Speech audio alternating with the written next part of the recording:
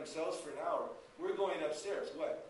We're going to make love, you know? And what's that? Well, you know, we gave you a few brief descriptions, but bottom line is don't mess with us because couples like to have their time. And they learn more about it later.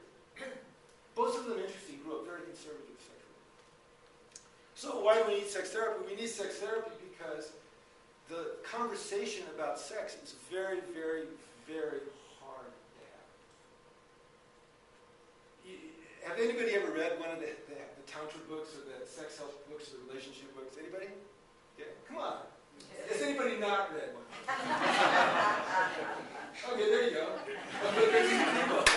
I'm not sure what you're talking about. Anyway, in all those books, what they do is they give recipes for having better relationship and having better sex. Oh, no. Now, the problem with that, with all those books, is that it presupposes a couple is having a conversation, an ongoing conversation about sex, and can tolerate the distress and shame that shows up during that conversation. Most American couples cannot do this. It only takes a few embarrassing episodes for an American couple to begin to not talk about the area where it was embarrassing. I'll give you an example. Everybody say the word nose. Nose. Nose. Okay? Nose. Nose. Nose. Okay? Now, everybody say the word penis. Penis. Let's try it again. Penis. Penis. Okay, now how does it feel different saying nose and penis? What's the difference? I mean, they're different, right? There's a different emotional charge. Well, let's use a euphemism. Schnoz. Everybody say schnoz. Schnoz. Schnoz. Pretty easy to say schnoz, isn't it? Schnoz. Okay? Now everybody say pussy. Pussy. Let's try it again. So let's have a little more feeling. Pussy. Pussy. Okay? And you notice the laughter?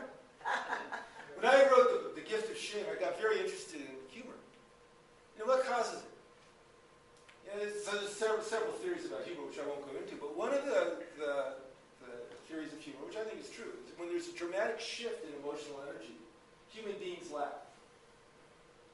They also laugh when they're stimulated in a certain kind of way, just like rats do when they're tickled. But they also laugh when there's a shift in energy. There's a shift in energy. Because we're not supposed to say pussy around other people. Particularly people we don't know. I'll make it even harder. Turn to somebody you don't know. Okay, everybody turn to somebody you don't know. Look them in the eye and go, pussy! Pussy! Pussy. Yeah, right.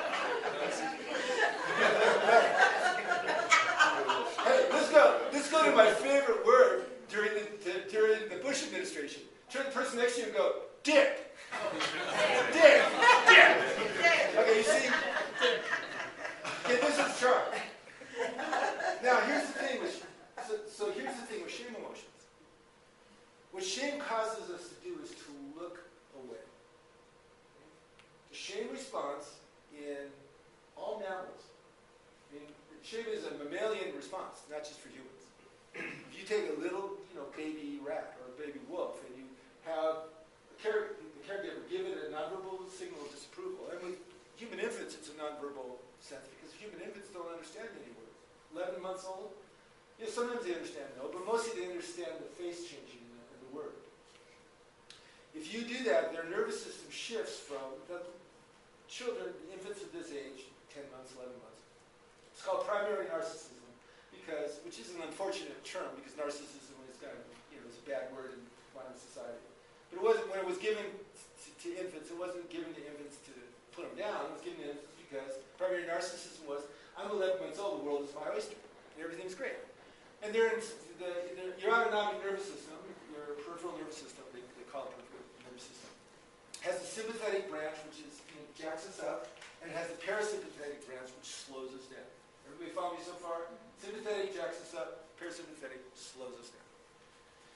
Infants spend their first 2 years, they're born and they're kind of in parasympathetic, and you see, little babies are very quiet. But very quickly, as they grow, they go into sympathetic arousal and stay there for the first couple of years. Also, mostly the right hemisphere is active the first couple of years because they're learning a lot of things about the body and about image. They don't have language yet. Language doesn't hit people until 18 months, which is a really big deal for a variety of reasons. kid, you give it a sign of disapproval. No, don't pick up the vase. No. He puts it, just stop. He freezes. His parasympathetic nervous system kicks in. He freezes, his head goes down because these muscles go lax. He feels a bad feeling in his chest. Sorry, you notice I say he? The reason why I say this is because little boys do push boundaries more than little girls statistically. Testosterone has that effect. And a lot of the social than little girls. Little girls are more cooperative, more social. Just the way it is. So, freezes. Head goes down and blushes. Feels really bad. Now, this 11-month-old kid has an attuned parent. That parent will pull him away from the vase and say, okay, you didn't break the vase, I love you. Look into his eyes with approval. And within 10 seconds, often, he'll go back to happy sympathetic arousal. But social learning has happened. His nervous system has learned, just like I learned at 4 years old. Don't touch vases. I might touch it again, but you say no enough with the vase, most kids stop touching the vase. Now this looking away, he looks down, he looks away, and he wants to get out of the shame emotion immediately. Well, kids are not always around a loving caregiver when they enter shame emotions. So what does a kid do when they're by themselves and they enter shame emotion? They try to avoid it. How can they avoid that uncomfortable feeling if they don't have somebody around to pick them up and love them? Or if the person's too alarmed, or too upset, or too depressed, or too anxious, or too non-attuned to love them. The kid's nervous system then will protect him from the shame emotion by dissociating in some portion. Step away from it. And what are the forms of dissociation that human nervous systems go into? All the defenses. Repression, suppression, scapegoating, all that stuff. Projective identification.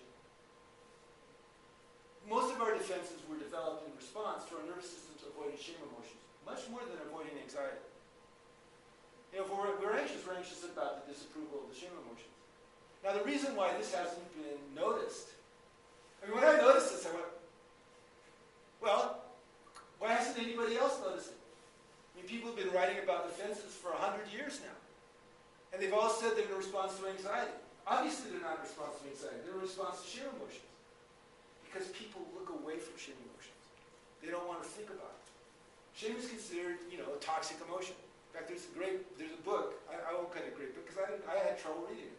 Toxic Shame. There was another one. It's all the shame books. That's why I said The Gift of Shame. Because all the other books are The Curse of Shame. Shame, the cosmic shit pile. Shame, whatever. Shame, the biggest curse of my life. Well, shame causes us to look away. And we don't want to look at ourselves looking away. This is why the physiology and anatomy of women's genitalia wasn't fully discovered until 1993, 1994. Let me see, we've been doing dissections for how many